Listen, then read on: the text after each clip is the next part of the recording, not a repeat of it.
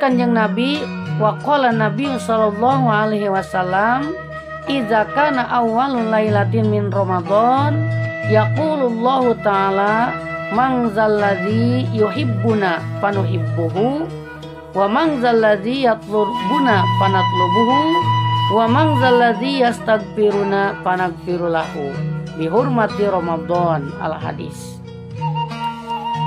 Anu pihartoseunana wa qala Nabi sallallahu alaihi wasallam parantos ngadawuh Kanjeng Nabiullah Muhammad sallallahu alaihi wasallam, idza kana awwalul lailatin min Ramadan, di mana-mana kabuktian malaman pertama tina bulan Ramadan, yaqulullahu ta'ala maka Allah ngadawuh, idza tanapi mangzalladzi saha-saha jalma yuhibbuna anu mika cinta ka kami fanuhibbuhu maka kami bakal mika cinta ka eta jalma.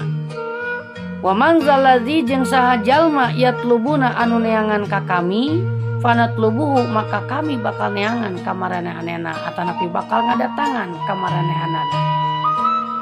Wa mangzalladzi jeung sing saha jalma yastaghfiruna anu minta hampura ka kami fanagfirulahu maka niscaya kami bakal ngahampura ka eta jalma. Bihurmati Ramadan ku alatan Allah ngahormatna kana bulan Ramadan.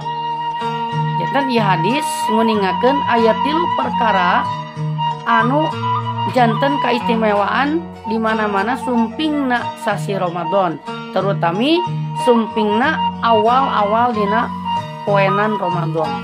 Nya panginten pamita masa 10 dinten pertama pangintennya gitu.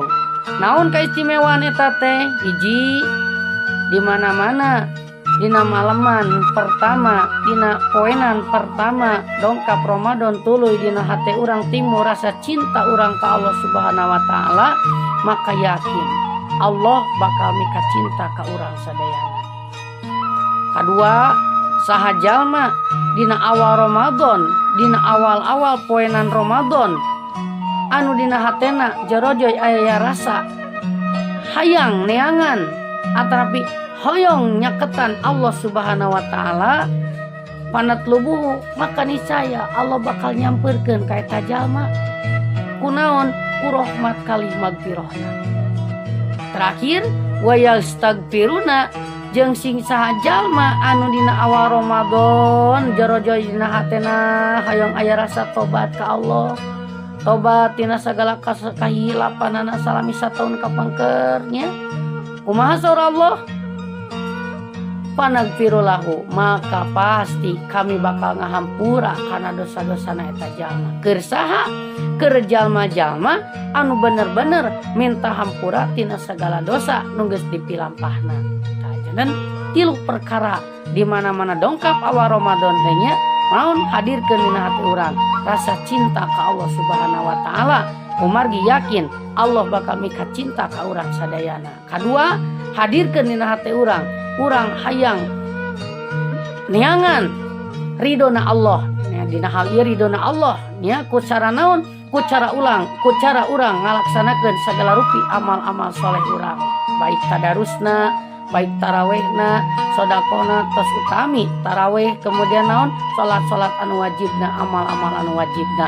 Eta sadayana diniatan hayang menang ridona Allah Subhanahu wa taala, maka yakin Allah bakal mikarido ka eta jalma. Katilu, saha jalma dina sasi Ramadan terutama dina awal-awal Ramadan nyeurkeun tobat ka Allah, panagfirulahu maka yakin eta dosa jalma bakal dihampura ku Allah Subhanahu wa taala.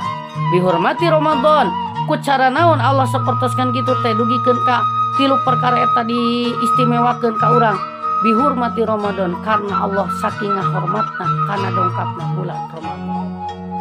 Rupina sakitu nu tiasa kapihatur dina pertemuan danget ieu, mugi aya mangfaatna keur urang sadayana, mugi sing janten motivasi pikeun urang ngeusian ieu sasi Ramadan kunaon kurupaning amal-amaliyah, amal soleh anu mudah-mudahan sing nyumpingkeun ridona Allah keur urang sadayana.